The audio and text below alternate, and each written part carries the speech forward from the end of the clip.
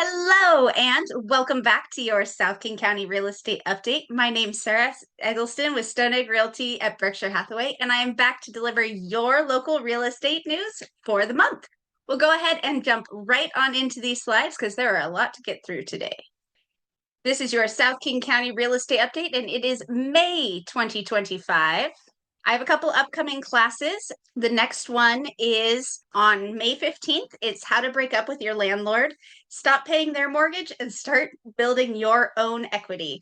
This is geared at first-time home buyers, but if you haven't bought a home in a while, it would also be good for you if you're looking at making a home purchase. So please sign up, either message me, email me, or the link will be in the description after this or in the comments. Another class I have coming up on May 29th, the Renovation Loan Virtual Workshop. I'm really excited for this one because this is the loan that my husband and I used to buy our first home, and I am very passionate about this loan product. It's so cool to be able to go in and buy a home that needs a little work or a lot of work and make it into your dream home. So if you are interested in that, make sure to sign up. And my spring buyer and seller guides are available. And I also have a first time home buyer guide. So if you would like any of these, just reach out and let me know how I can get it to you. Into the news, Seattle area spring market arrives with mixed signals. Sales have been a little bit sluggish recently in the area. A lot of buyers got cold feet, spooked out by the economic volatility and high mortgage rates. But home prices have continued to climb. King County actually hit $1 million on their median home price, 1.03 million, up 5% from a year earlier. But one thing to realize is that this is very area specific. So you have to know what's happening in the area that you're looking in or where you're selling your home, because it does vary a lot from spot to spot. Spring usually marks the beginning of the busiest season for home buying year over year. New home listings picked up in April, but the volume of pending sales was down across the region from the same time a year earlier. Some homes are sitting on the market just a little bit longer than they have been, but this is very, very area specific, as I said. So this is that chart of home prices from a year ago. So King County has ticked up quite a bit since January. Snohomish has been a little bit flatter, and Kitsap's up a little bit, and Pierce is kind of flat as well. So among those home shoppers, some are nervous about signing on for a high monthly payment, while others are eager to move after putting off their search in recent years. A lot of people had this super low mortgage rate on their current home and have been putting off moving, but life changes or whatever, they really wanted to move or needed to move, but they've been putting it off because of those high mortgage rates. They didn't want to let go of the low interest rate that they currently had. So that is kind of the lock-in effect that we've been talking about for the last year here. But the dip in sales could reflect buyers' hesitance to make big moves as the broader economy remains uncertain. If there is uncertainty in the market, in people's minds in general, pretty much everyone does the same thing in uncertain times, which is nothing.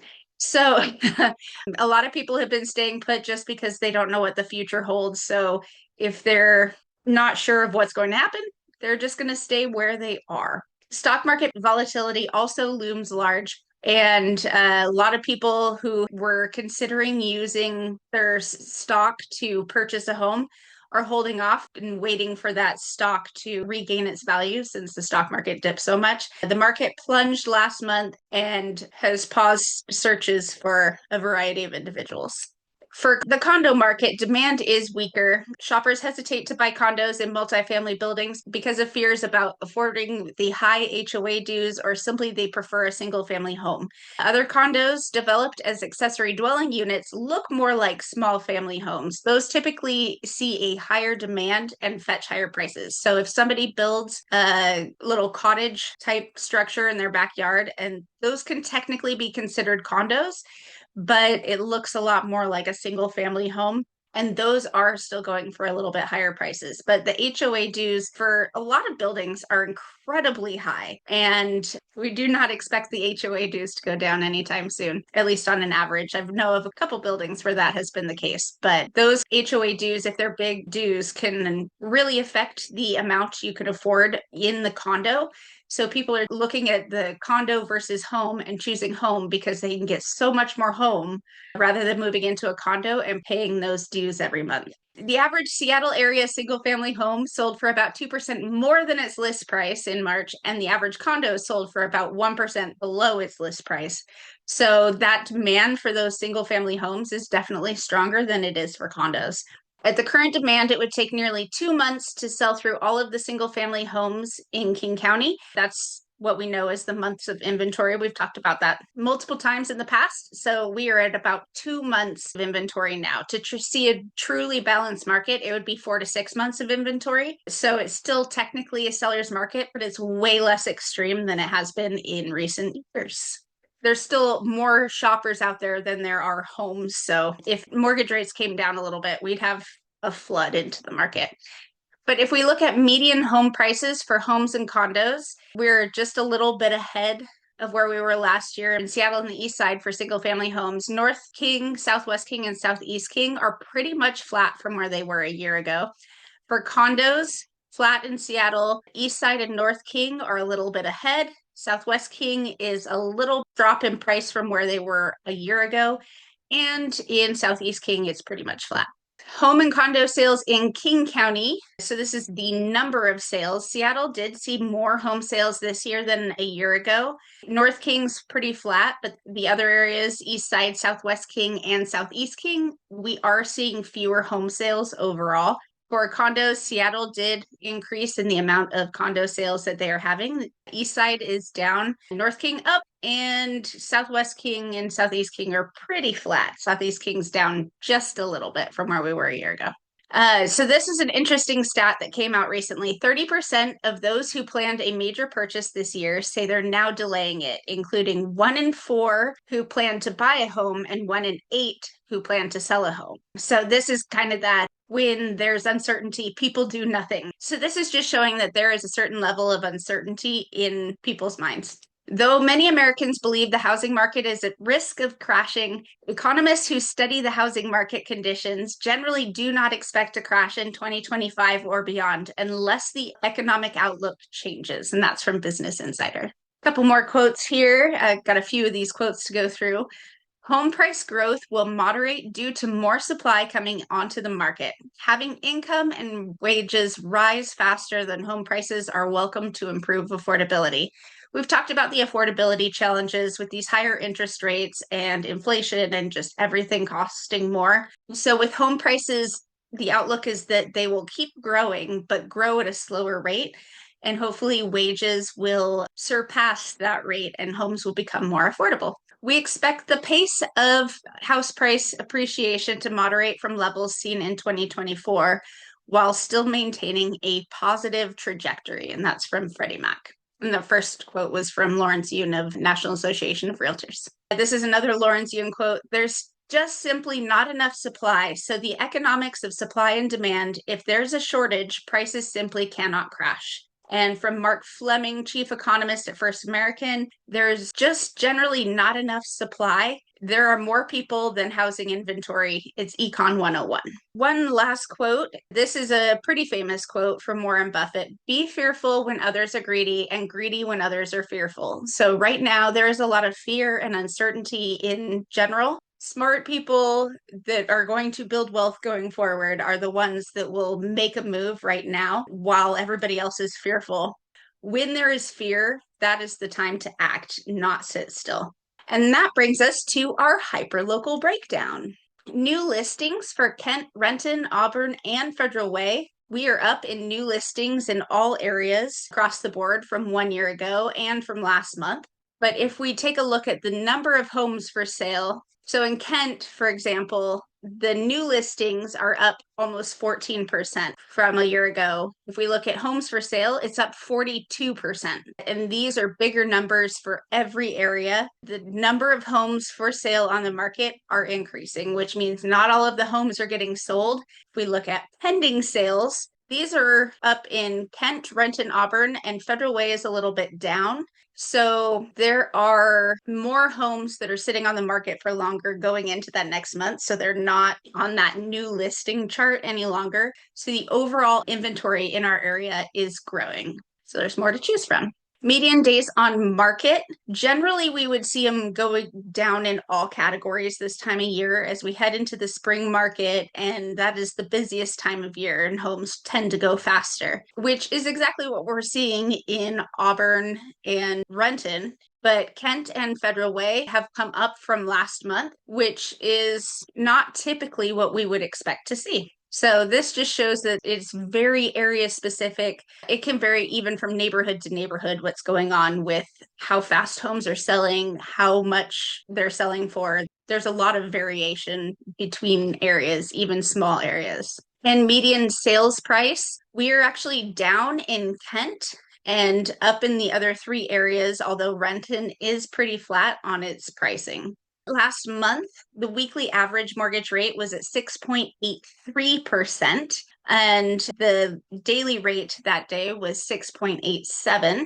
Now our weekly average is at 6.76. After climbing to just above 7% in mid-January, the average rate on a 30-year mortgage has remained above 6.62, where it was just 4 weeks ago. It then spiked to above 6.8 in the following 2 weeks and eased last week to 6.76. So these recent swings in mortgage rates reflect volatility in the 10-year Treasury yield, which lenders use as a guide for pricing homes. The elevated mortgage rates and rising home prices remain affordability hurdles for many would-be homebuyers, key reasons why the spring home buying season is off to a lackluster start, even as the inventory of homes on the market is sharply up from last year. Sales of previously occupied U.S. homes fell in March, posting the largest monthly drop since November 2022. So there is a lot of volatility going on in the market with what people are deciding to do, whether to buy, whether to sell, the mortgage rates. There's just a lot of ups and downs in the market right now.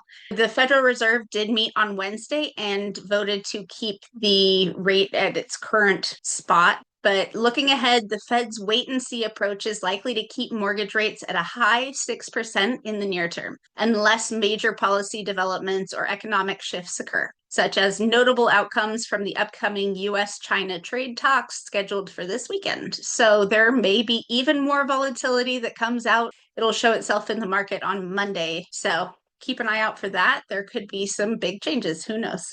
For today's interest rate, we're at 6.89, which is down slightly from yesterday. Looking back to January of last year, we can see the rise up and then big drop down into September of last year. And then we've been kind of bouncing around a bunch since then.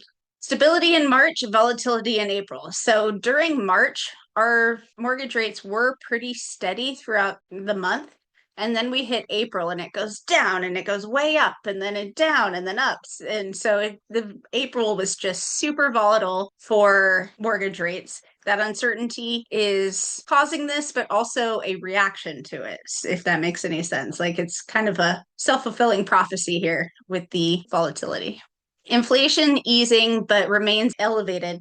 So we did come down in our inflation numbers from last month. This is what the Federal Reserve is looking at when they're deciding whether to drop that Fed funds rate. The target is 2%, which is here, which we've been above that for a long time now. This is positive news that we've come down in the last month. So we'll see what happens going forward. Unemployment is another thing that the Fed is looking at, and it's remained pretty darn steady throughout the past couple years. If we start to see unemployment rates go up, you can expect interest rates to go down. Experts are predicting 3 or 4 federal funds rate cuts this year, but this is highly dependent on what happens in the markets. The Federal Reserve looks at what's happening in the markets nationally. These trade deals and tariffs can have a big effect on inflation and that sort of thing. So take this with a grain of salt because this all may change. But the current projection is for 3 or 4 federal funds rate cuts this year. For mortgage rate projections, it looks like it's going to stay above 6, between 6 and 7 for the rest of the year as far as these forecasts, but generally heading down throughout the year with some bumps. Here's a couple more Lawrenceian quotes. A meaningful decline in mortgage rates would help both demand and supply. Demand by boosting affordability and supply by lessening the power of the mortgage rate lock-in effect. And then even in an economic recession, generally home sales can rise if mortgage rates decline.